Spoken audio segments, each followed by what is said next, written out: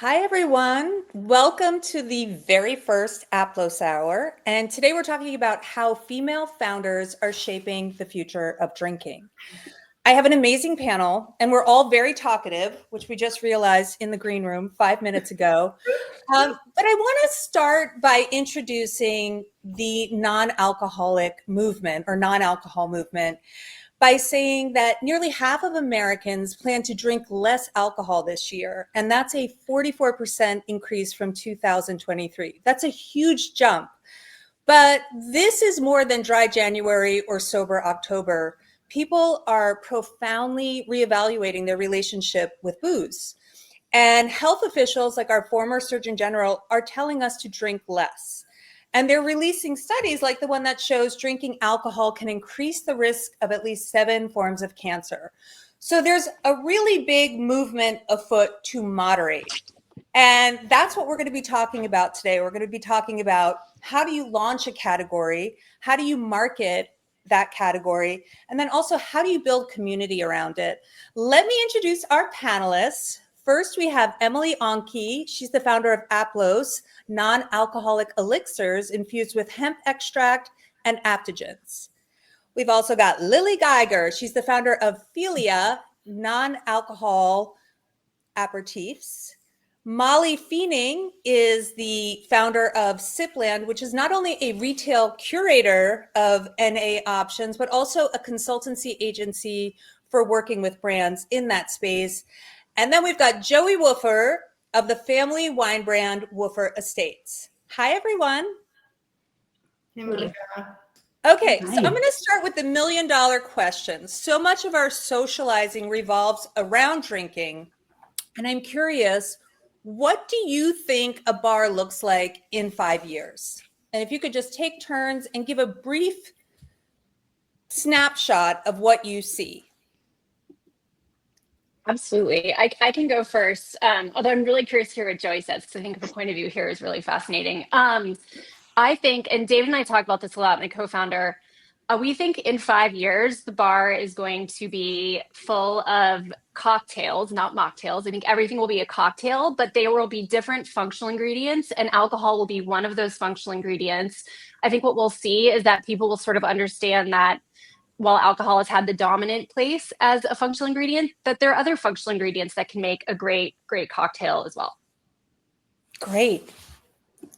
And I'm happy to go second, since I was introduced second, feels appropriate. I think that 5 years feels like a long time from now, right now, but I also think that 5 years has gone by so quickly since the pandemic. And so I try not to get too excited being such a champion for this space. And I think that all we can hope for, and what I really think is, reasonable, is that we'll see just a lot more non-alcoholic options on the menu, and in ways where they're not kind of left to you having to ask for it to find out what they are, that they'll just be on the menu, and that they won't be on the very back of the menu. They'll be kind of front facing with the other cocktail with alcohol options. So, yeah. I completely agree with Joey? Yeah, Joey. Everybody's looking at Joey because Joey has the alcohol brand. I actually, I agree with sort of everyone. I think that 5 years is so long. I think that I always say this about wine, and obviously I'm mostly focused on wine in my brand, but it's just about moderating your life. It's a little bit more about balance. So I love the idea that, like, I loved what Emily said about like different functional things, cocktails, like different things that make you feel, whatever it is, adaptogens, hemp. For us, like, all we talk about is balance. You can have the glass of wine, then you follow it with the non-alc, or you have the glass of wine and follow it with the water. So I think it's just going to kind of creep more in that direction. Great. Molly? And I mean, I feel like we're all envisioning this similar world, but I think for me and for Sipland, what we see is the future of the bar is like alc, non-alc, low alc, alt alc, all equal billing and beautiful branded options, a menu, to Lily's point, where everyone has delicious cocktails. To Emily's point, the word is cocktails, and some have alc, some don't, some have THC, some don't. And I think they will all be, it's about delicious and flavor profile and higher quality ingredients. moving away from junk, and just really being thoughtful and well crafted is our dream. And I think we'll see low alc and kind of THC players like roll more into the food and bev hospitality world in addition to non-alc as well. I would just want to jump in and say that we are also launching a low alcohol wine this year. So we're definitely seeing more of that too. Great. So it sounds like we're all talking about equal billing, which I love. And I think like it'll be interesting to see when people walk in, there's less stigma around drinking less when all these options are at the forefront and you don't have to ask and stand out. Emily, I want to ask you, you're one of the OGs who came on the scene early on with Aplós. What inspired you? And did you ever anticipate such growth in this category?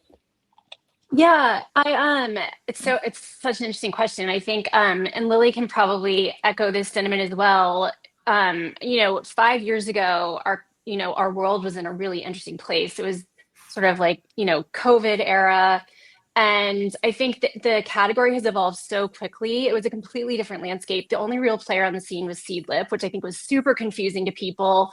And it was really a time where you were either sober because you were pregnant, or you had a problem with alcohol, or you were a drinker. And I think that binary element has really dissolved. And I think that that's been an amazing progress that we've made over the past 5 years. And COVID made us do a lot of things differently. I think for better, for worse, not all of them stuck, but drinking's different. And I think that's what Dave and I really started to feel, was that there was this kind of overdue remnant, and people, were doing all these things out of wellness and better health. And yet drinking was sort of this outlier that didn't get addressed yet. And so this lasting change that we noticed was that once we launched Aplós, we kind of heard firsthand the myriad of reasons people were buying it. And it was personal. And those reasons weren't homogenous. And that's when I knew we were onto something bigger and lasting. I think it felt like a shift that people almost wanted permission to make for themselves. And it was just like it needed to be a big cultural shift, or they felt like that pressure to keep drinking. And I think for them, it was almost like a beautiful chance to have that permission. Like that's what we're seeing now, I think. And that's a lasting change. Right. That's so interesting. I wrote an article for the New York Times about how during COVID, we were really indulging our vices and we felt like we had a reason. You're in the middle of a pandemic. But now I think post-pandemic, even though I know it's still going on, people are course correcting again. We're always moving our own personal pendulum. And Lily, I want to talk to you about Filia, which translates to daughter in Italian. You launched Filia for a very personal reason. Can you tell us about your inspiration and also how it resonates with your customer? Yeah, of course. I think, at the time, kind of like what Emily said, it was just a weird time, I guess, to start a company, especially in this space. Like there was Seedlip, but I would say probably this, for Aplós and Filia, we started at a time where the trend hadn't really caught on yet. So we really started from just reasons that we personally, I think, really cared for. And mine happened to be just a lifelong experience of growing up with an alcoholic parent and seeing my parent go through that and losing my parent to alcoholism, and noticing that when, we would go to a restaurant or being in a bar setting, the only options at the time were non-alcoholic beer, which can often, if done right, which a lot of them are, taste like a real beer. And that's a setback for somebody in recovery that's ultimately fighting every day to not drink, and wanted there to be better options that actually felt inclusive and exciting and approachable to that demographic. So we started first and foremost for the sober community, but what we noticed after launching is that 80% of our customer base actually don't identify as sober. And that's been fascinating. So. Joey, Wolfer really saw the future. Your family released your first NA wine almost 10 years ago. I'm curious, what was behind that decision? Well, we have a tasting room, so it was always like have options. Also like verjus, which was our original, like you would use for vinaigrettes. Also as kids, my dad was a drinker and we would sort of have cocktail hour. And so we needed an option. So Roman made like this apple wine. And then we've turned that into the Petit Rosé, which was, that must be like 8 years ago now.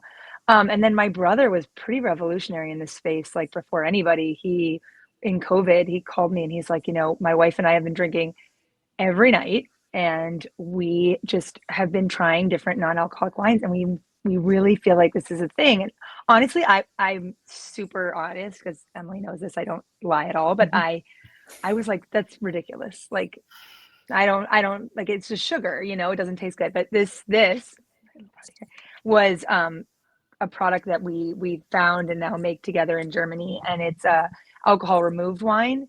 And that's honestly still like, it's still one of the only ones that actually tastes like wine. I think for us, it's never really about trend. It's just about what we're feeling in the moment and what we feel like we need, or that our friends need, our customer needs. Great. Molly, I'm in my 50s and I don't drink. Oh my God, I sound like I'm on a dating show. And a lot of my Gen Z friends are drinking less. I would love for you to speak to how multi-generational is this movement? I mean, I think that's such a great point. And actually that multi-generationality is really kind of how Zipline was born, in the sense that over the past couple of years, I chose to sort of change my relationship with alcohol, going through a lot of personal stuff and not wanting to drink at home anymore. And really just be a present mother. And I've never been a big drinker, but Charleston is a very big drinking culture. And so I just found myself consistently drinking every night just to socialize with friends without really thinking about it, and wanted to be very purposeful about tuning in with alcohol when I chose to, as opposed to making it the default. And so I personally decided to stop drinking at home and only really drink out. And my a wonderfully talented graphic designer I was trying to hire for my previous business, Red Clay Hot Sauce, who was too busy at the time. We had coffee, and she's in her early 20s now, mid 20s, and chose to stop drinking in her 20s because it gave her anxiety. And we started texting each other our favorite non-alc options, which included all three of these brands, ironically, of like, ooh, try this one, this is delicious, yay. And it was born out of a desire to, first of all, really curate the best of the best and be that editorial voice initially. And we have since kind of morphed with the market, asking something different of us over the past year. But since then, it has been, Lauren and I wanted to create a space where choosing to not drink alcohol can be fun, and wanting to go, we still want to party, we still want to go out on a Friday night with our friends, and we don't want to have to drink from the kiddie menu or the virgin cocktail or the Coca-Cola or the seltzer. I'm in food and bev. Like, I love a beautiful elevated craft cocktail. I just don't want alcohol in it on any given night. And once in a while I will. But that's really, it speaks to, I'm 44, she's 26. And both of us, for different reasons, have changed our relationship to alcohol. And she's what she would call Cali sober. So she kind of plays in sort of the, cannabis space or THC space, hemp-based space. And I will just basically thoughtfully once in a while drink alcohol, but neither of us would consider ourselves sober either. And so it's for the world, to your point, of like the 80% of people who are buying non-alc products still drink alcohol. And I think all of us are on that page of like, that's where the movement is, this gray. It's no longer black and white. It's a true, we don't care why you're not drinking tonight. We want to make you a beautiful drink. Right. I was just up in wine country reporting a story, and there are definitely options at tasting rooms and at bars and restaurants. I saw that everywhere. It's interesting. The alcohol industry, let's say the wine and spirits industry, is traditionally fronted by men. I mean, we're now seeing more and more female vintners. However, this movement seems to be mostly helmed by women. Emily, why do you think that is? I think it's such a good question. Joey and I talk about this a lot because my background is actually in the fashion and beauty space. So it's been an education for me coming into a space that is historically, male driven. I think that women really kind of see the opportunity for innovation here, and they're new ways of doing things. I think women are quick to understand the sort of the need for that balance. I think there's this whole culture of sort of, mom wine culture, and there's a lot around it that women are keen to evolve and iterate and, make better for them and their work and their sort of work-life balance. And alongside all of that, you have these amazing female entrepreneurs who, while not getting their share of funding, are still fighting out there and supporting each other. And that's what I think has been really rewarding and beautiful in this space is, looking around, even in our little panel today, like we support each other. And I think we operate from the sense of abundance and the idea that there's, that we're building a bigger table for everyone. And we don't have to, someone else doesn't have to lose for us to win. And I think that's why the category is thriving and something I feel really energized by and excited by. I mean, Joey and I are really good friends. On paper that could be weird, and it's not. We partner, we do, we support each other. And I think that that's something I really treasure. And I think that's one of my favorite parts about what we're doing. I'm so glad you brought up funding, because I know a lot of people out there are thinking of launching businesses or going out to get more funding. Mm-hmm. How did you, no pun intended, what was your proof of concept for potential investors? I guess I'll ask that to you, Emily. And Lily, Yep. Did you go out to investors as well with Felia? I did. Not at the start, but a bit in, I did. Yep. Yeah. Yeah. So David and I started with friends and family investment, and I think e-com was a really pivotal way for us to enter the space.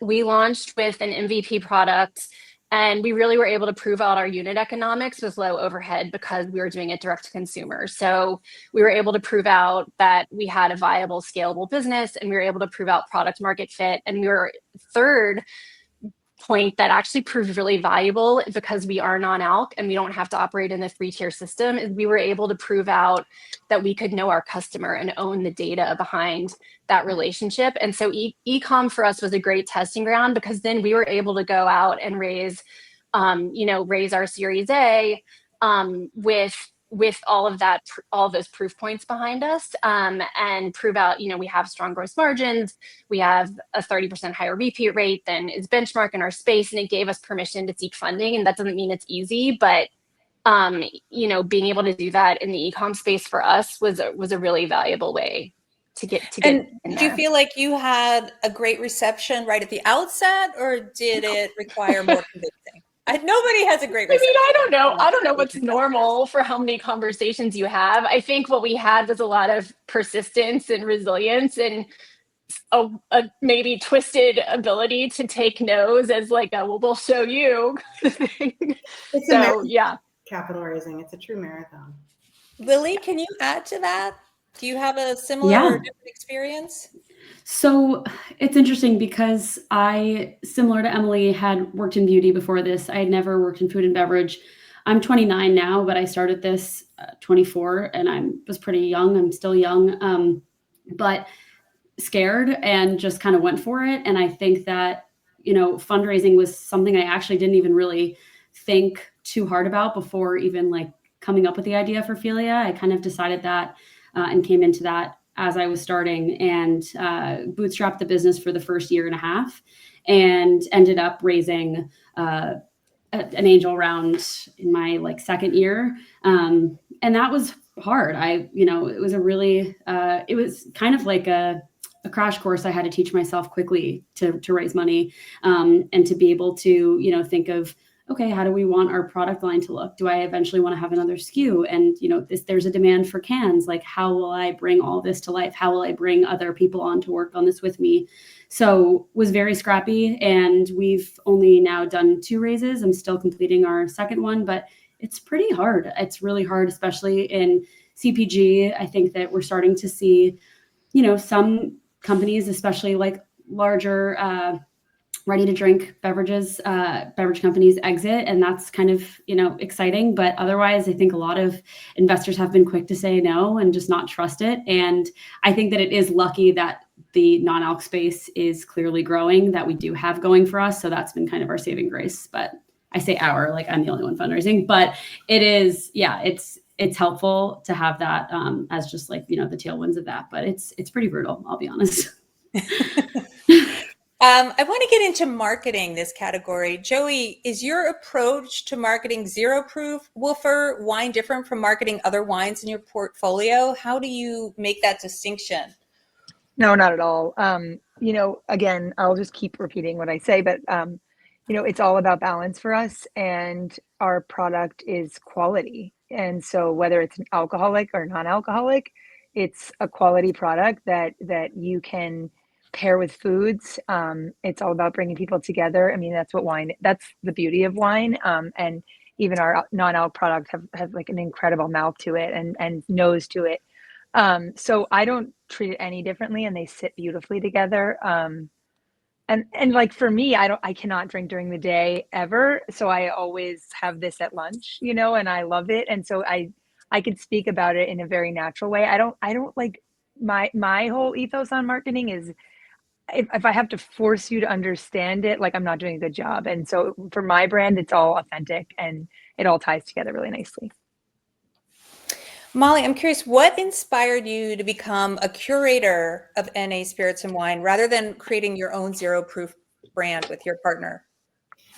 I mean, so for us, it literally kind of started from this thread of we were suggesting our favorites to each other and realized there were so many options out there and a lot of really great options. And it was hard. There's a wonderful non-alc bottle shop on King Street in Charleston where I live called Sachet, and I would go in and I would buy a bunch of stuff, and a lot of it wouldn't, what I would like or not like. I didn't have any kind of sense. I just sort of was playing roulette a little bit with kind of what was out there. And I think over the next couple of years, we'll see a lot of those kind of brands on the outskirts fall in and see a couple of kind of category leaders rise. But it was overwhelming. And so the initial thinking was to be this editorial voice. And what we found quickly when we went to go launch was I had an event in my house for Klaviyo, which is a MailChimp, kind of a mail server client company, and they were doing a female entrepreneurial networking event, and they were like, we would love a full bar option for people to have an alc and non-alc. And then the Charleston Place Hotel saw it, and they were like, we would love a non-alc moment in our garden for the month of September, and we did non-alc espresso martinis for them. And then Auberge Hotel saw that, and so we kind of very quickly became this 360 brand agency connecting corporations, hospitality, food and bev with those smaller brands that help them kind of curate a recipe, a bar, a moment, an event that includes these awesome small products. And so the short answer is there were so many out there, and coming from the world of product and capital raising and all of that, I was ready for a break of that and wanted to champion others doing it. No stock, no fundraising. But secondly, really lean into what I enjoyed most in my past businesses, which is the kind of buzz generation marketing. And to add to Joey's point on the marketing side, it's a push, not a pull. Like, getting people to taste it, right? I think the brand's goal is to be on that cool restaurant menu or have more customers try it. And so offering opportunities for people to fall in love with new products so that they go and buy them direct to consumer or order them again at the restaurant. The rising tide raises all boats, kind of that way. Molly, you have a macro look at it. Do you feel like this category is going to get saturated and there are going to be a lot of not so great alternatives rushing to the market? There's thousands of brands out there, right? Yeah, there already are. Bad. We're already there. And I think actually because of the current financial climate, we're going to see some people, and we already have some of these other ones, the fringe ones, the ones that are made with less quality ingredients or the flavor profile aren't great. They'll fall out, right? And we'll see some of these great brands today kind of take more market share, and there'll be fewer, better options, in my opinion, over the next couple of years. That makes sense. Monica, one thing that's been really interesting this year is I think January this year versus January 2024, there was a palpable shift in sort of the major national retailers and natural grocery real estate that they're giving to non-alc. I think there's there's an admission that this is a trend. This is not a trend. This is a category that's here to stay. Yeah. Almost catching up with consumer demands. And so to Molly's point, I think the strong players and the players that have quality, you're gonna start to see them sort of take that shelf space, and it's a really interesting time in the category. Yeah. I mean, we saw this in, not to jump in, but we saw this in rosé, you know, I and bet. everybody made rosé, and that's what's been happening to that. Like slowly but surely, there's not enough room for all the rosés. So only the certain, you know, the quality ones are the ones that have this sort of brand nostalgia are staying. And that helps your business. I mean, our sales are up in a time when people are drinking less wine, you know, and that's Yeah. because these brands fall out. But this market, this is the thing that, and I'm going to say this, you're not even asking me this, but I'm going to say it because I want to say this. What I love are products like Figlia and Aplós and Molly, what Molly's doing, that come from like a real place where it's a quality product, where you're not building a brand just to sell a brand. You're building a brand because you believe in the product and you want to do it. What I see in this space is a lot of people who are like, I'm just going to launch a product and it's going to be sugar water and it's cute because it's easy to do. It is easy to do. It's easy to make it, you know, but to build the story, people are not fools, you know? And so these brands that don't have quality and don't have brand equity on the shelves are going to go, and they should go. Right. And I want to say congratulations to Emily and Lily, because I know both of your brands were featured in the New York Times Wirecutter's tasting in January for best NA spirits. Yay. It's interesting what you talk about, Joey, in terms of, you know, lifestyle and actually having an authentic origin story. I'm curious, there's so much ritual around drinking. I would love for each of you to tell me, how has cutting back, if you have, affected your lifestyle? I mean, I think that not drinking makes me sleep a lot better. I think that I've recently found out I had some autoimmune things going. Like, I just feel like a better version of myself. Like, Are we mentally. losing you? Oh, can you hear me? I hear her. I can hear you. I can hear you. Yes. You're good. Oh, mentally, I feel a lot clearer. I feel like I just kind of operate at a better speed when I'm not drinking, but that's totally personal. I still really like the taste of wine. And that's a hard thing, I think, to capture with red wine specifically. And I've found that, yeah, you know, even if I have just like a sip or a glass, like I feel a difference. And that's kind of crazy because I used to, you know, drink normally and it was not a big deal. I can add to Lily there. I personally, you know, for me, Are we all here? You were all here. We're okay. I think you're not here, but we're here. Let's give it a second, because I think somebody's internet got wonky. And for once, it's not me. all right, Monica, we see you now. Is everybody ready? Good. Yeah. Okay. I'm happy to add there. I think for me, my personal relationship, the past couple of years, I went through kind of a divorce and found that I was feeling sad and I was pouring that glass of wine at home at night, and it just sort of felt like sadness was festering under the wine, and I actually wanted to feel the feelings and let them pass. Even though I do also still drink and appreciate a beautiful glass of wine, to your point, Lily, a red wine. Oh, we lost Monica, but I'll keep going. And so, you know, for me, it was wanting to tune in to my feelings and not just sort of like, and so when I choose to, and it's all about intention. When I choose to drink alcohol now, it's about tuning into the moment with my friends. And when I choose to not drink, it is tuning into what I'm feeling. And I also sleep better, Lily. I find my brain is like more attuned. And, you know, it's all, and I think the point of all four of us also still kind of drink as well, which I think, Joey, to your point, it's about balance and moderation and choosing when, and not either or. Yeah. Right. I think, Molly, I heard the coolest thing the other day, which totally chimes into what you were saying, because, well, I'll start with that and then I'll share my drinking behavior. But I did a podcast the other day, and the woman, Erica, her podcast is called Shame Over. And she was saying she's kind of been through a similar journey. And her rule for herself is that she never drinks from a place of negative emotion.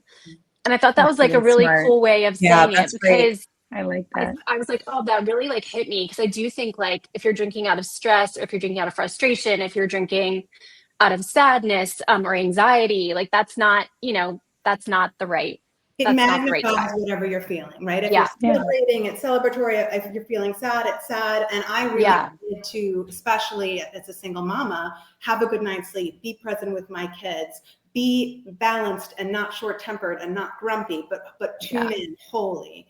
And then again, when I choose to tune in to friends, because a girlfriend's in town and we're going out for a beautiful margarita, or somebody opens a beautiful bottle of Wolfer wine, I'm not turning it down, right? It's like Good one, though. All about the nice plug. Thank you. Anytime. Totally agree. I think the biggest change for me has been a complete Aplós and like non-alc in general has completely replaced any ritual drinking for me. Like I used to come home and like, have a couple glasses of wine almost every day. And like, that feels foreign to me almost now. Like I would, I wasn't socializing. It was just my routine. And so, I think for me, that's been the biggest shift. And I drink socially. I think I maybe would like to get to a point where I don't feel a need to, but I think I'm fun. You're really fun. You're really, especially when we share Dirty Martini, you're really fun. We do. Joey and I share a Dirty Martini. That's our shtick. But no, but I think I think that for me, that line now is really making sure that, yes, it's okay to have, drinks and feel, again, coming from a place of positivity, not drinking from negative emotion. And I think for me now, my watch out is like sliding into the place where I'm like up at 3 a.m. being like, did I say something I shouldn't have said? Like, that's not fun either. And so I think, it's all balance. Like, we're all searching for that balance and finding it, and having permission to do that is really nice. The end of the night. Does anybody care about me? Yes. Nobody wants to hear what I have to say. Let's hear Joey. I feel like I would love to get in a place with this where whatever people want to do is what works for them. And I think it's really wonderful when, for me, I agree, I drink less, but I don't really talk about it as much. Like, that's just my reality. I think we've gotten to such a social world of like, it's somewhat marketing, like, and this is not me being negative towards you guys, because I love what you guys are saying, but I would like to get to a place where everybody's kind of comfortable being who they want to be, and where alcohol or no alcohol doesn't have that much importance, where it's just like you're living your life, your best life. And I think it's obviously social media has made this into such a thing where you're like, I do this, I do that, this is what I do to my eyebrows, this is what I do to my nose. Like, I don't know. That's my attitude towards it. Yeah. Like, for sure, for me, I'm taking drinking less, but sometimes I drink more, kind of like what I'm feeling in the moment.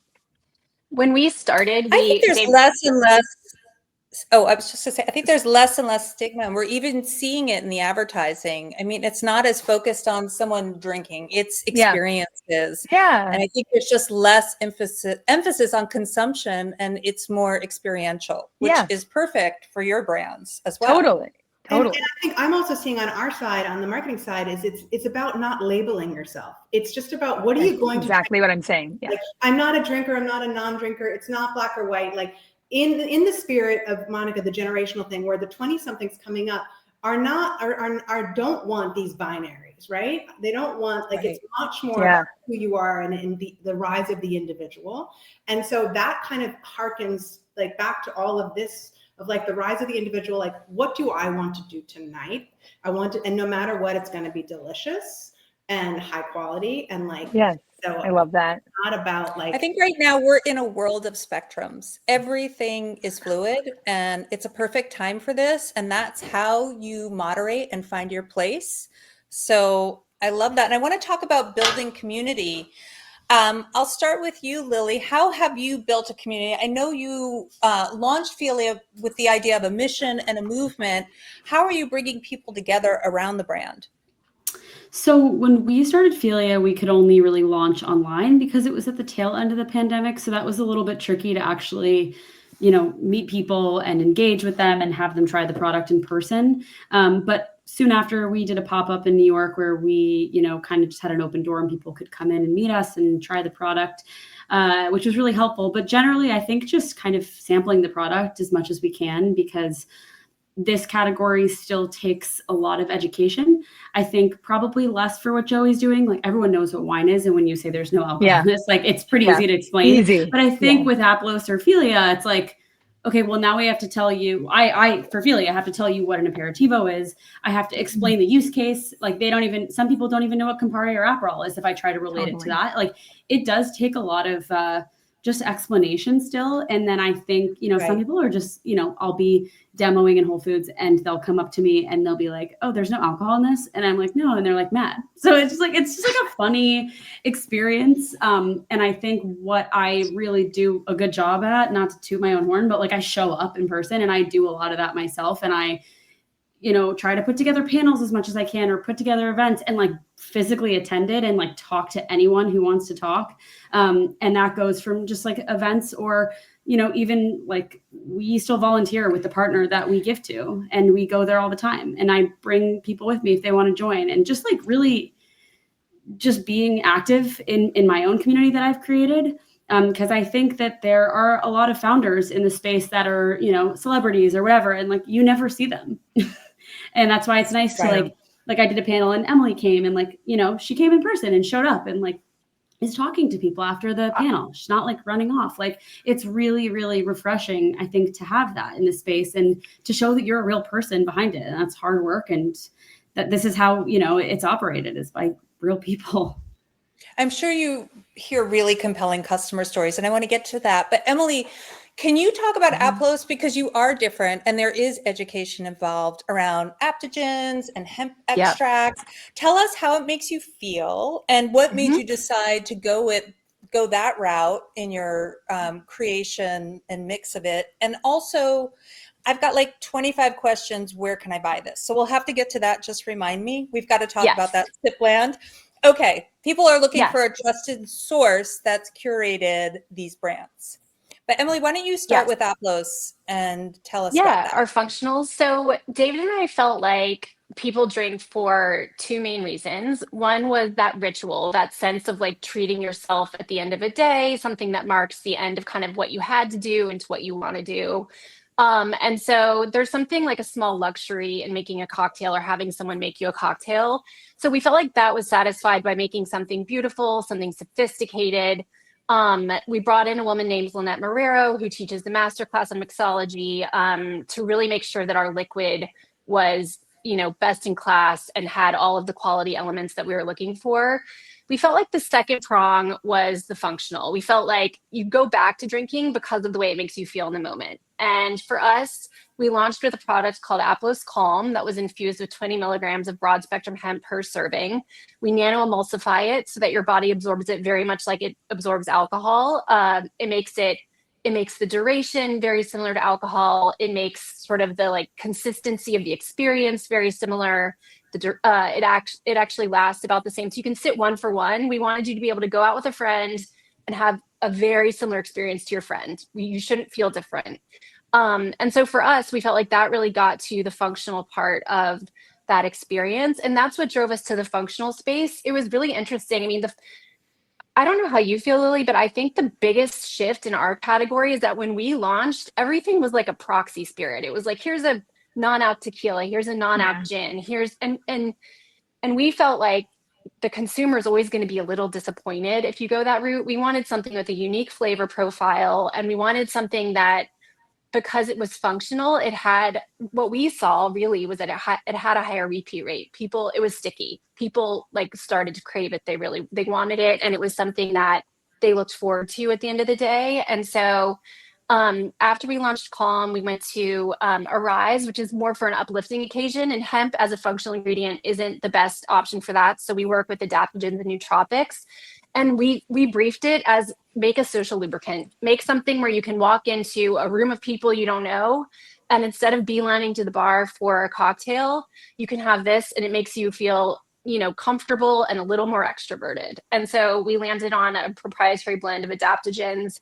And it's been so fun. And so those are kind of our two pathways. We have 3 spirits and we have 4 cocktails that are made with those spirits. And if you have one, you feel the effect, but if you have 3, it's not exponential effect, correct? Yeah. I think if you have one cocktail, to me, it feels like you've had a glass of wine. If you have 3 cocktails, it feels like you've had a glass of wine. I think that's important.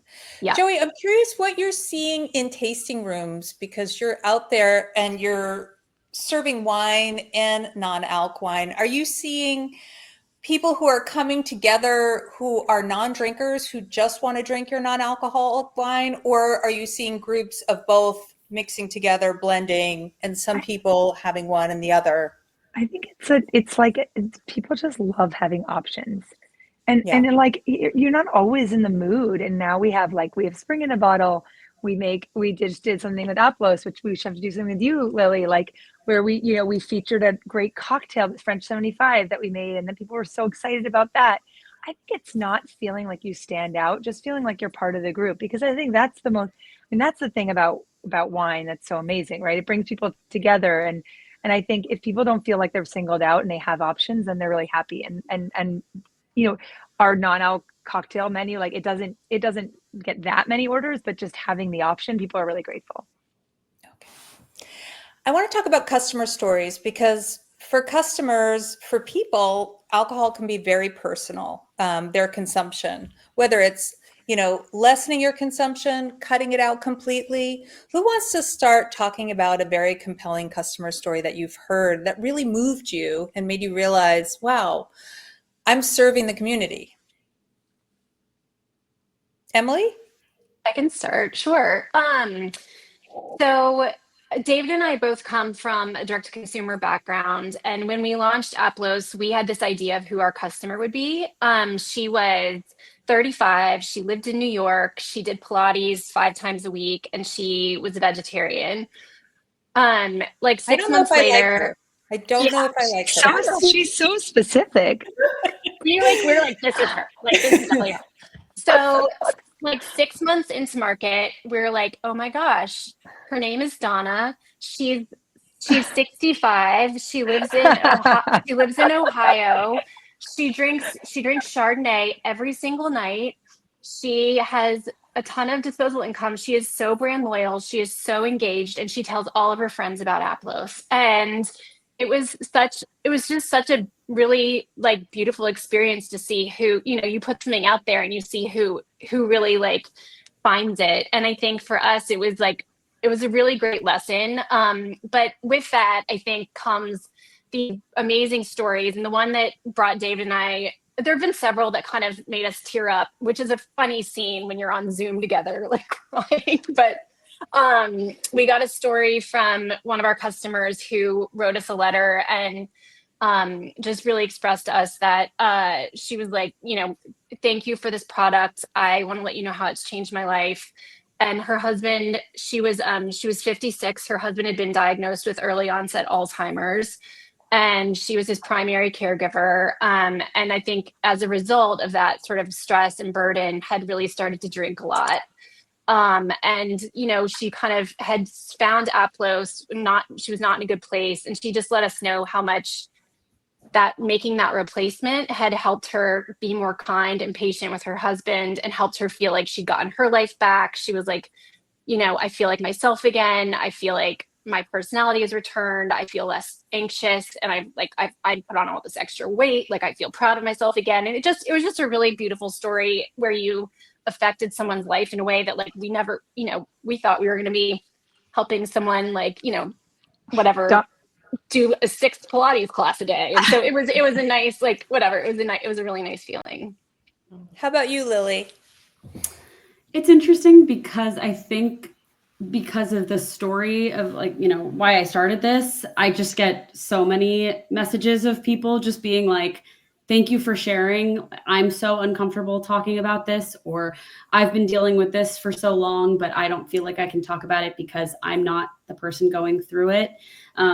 And just realizing that this is also their own experience. So I think it's kind of less about the product and like, we get, of course, messages from people like, I love this. This is my favorite product and it tastes so good. Like, that's great. But I think just people hearing my story and then therefore feeling permission to tell theirs openly or just to reflect on their own, like, that is why I did it at the end of the day. Like, I actually could care less about beverages really. Like I just care more about why I'm doing it. And I think it just so happens that like in the process, I've met so many incredible people and have tried so many amazing products and totally appreciate the craft of all these products. But that is the most meaningful piece. And, you know, kind of like what Emily says, like when there's emotion behind people enjoying these products and having that give meaning to their life, it's like, you just didn't even know you could do that. It's just that's like something that you of course hope you can do. But at the time, you know, when you're launching, you just kind of forget about it. And it reminds you, oh my God, there are people trying these products and they love it and it means something to them. Right. And there's people have a personal story. Well, I want to wrap this up. First of all, Molly, tell us where we can buy everything on Sipland. Just give us all the information we need. So we really, you know, have moved towards the brand agency side. So, you know, the customer example, so we did, the city of Boston hired us to do a non-alc Oktoberfest. So we're doing more kind of event activations and curating kind of photo shoots, video shoots, and in real life moments for people to try these beautiful brands. And so Sipland now, you know, if you go on the site, sipland.co, you'll see kind of case studies of the work we've done, like when you asked about a happy customer, the city of Boston hired us to do the first non-alc Oktoberfest for people that want to go have an Oktoberfest moment with non-alc beer. And everybody was super happy to be there. So stuff like that. As opposed to the initial concept of like clicking through to buy product. So it's been a little bit of a pivot of what the market needed from us, and we're honored to do. I like it. Okay, well then, other than your individual websites, is there a trusted source that you all love? I mean, I love Sachet. I think Sachet does a really good job. Good job. Sachet is a leader in the space. Zero Proof is a sort of roundup of D2C. Ardelia, Boisson. The new bar in California is great. Yeah, the new bar is amazing. Yeah. Whole Foods. Whole Foods, Bevmo, Total Wine. I know. I was like Bevmo. Well, all our customers. Benny's. There's no shortage. Trader Joe's. When I was up in wine country, website, so they get full margin if you're shopping these 3 products. Yeah, but you can buy this from our website. Exactly. Yes, you can go to the individual websites. When I was up in wine country, I noticed that the sections for lower proof or no proof are definitely growing in, you know, there are all those cute general stores up there. And I talked to a lot of people who just said there's just more interest in, to all of your points, options, having alternatives, whether you're drinking, not drinking, drinking some, drinking less. Okay, the last, it's not even a question. I want to talk about, and even I stumble a little. I'm like non-alcoholic, non-alc, NA, zero proof. It's really strange. We don't yet have a lexicon around drinking less because we've always drank a lot as a society, and that's where all of those descriptions come from. Like the term mocktail, what do you think of that? It feels very dismissive because I know that these elixirs and spirits are really sophisticated, and mocktail sounds like a Shirley Temple, right? So what do you all think about, you know, just creating a new lexicon around drinking less? What are some of your suggestions? I think that mocktail really just gives the idea that it's lesser than, which it's not. Yeah. But I guess to Joey's point earlier, it's hard to like put us in this box because then it feels like you can't break out of it. So I think it would be cool to just be able to say, you know, drinking, right? Like I'm drinking and it doesn't matter what you're drinking. I totally love that. And to have it be like an intuitive experience and like it's just your choice and people don't have to question you or assume that you're pregnant or like ill or like something's wrong with you. And so I think it's hard to say, like, I think it should be this term because we need time. Like we need those 5 years that we mentioned at the start of this call or of this panel. But I think, I don't want to pigeonhole us just yet to one term. That's why I think it's cool to I love that. Interuse all of them for now. Yeah. And let's banish virgin, Mary, virgin. What? I think that's been vanished. I haven't seen that in a while. Like maybe at like a Club Med, you might see that still.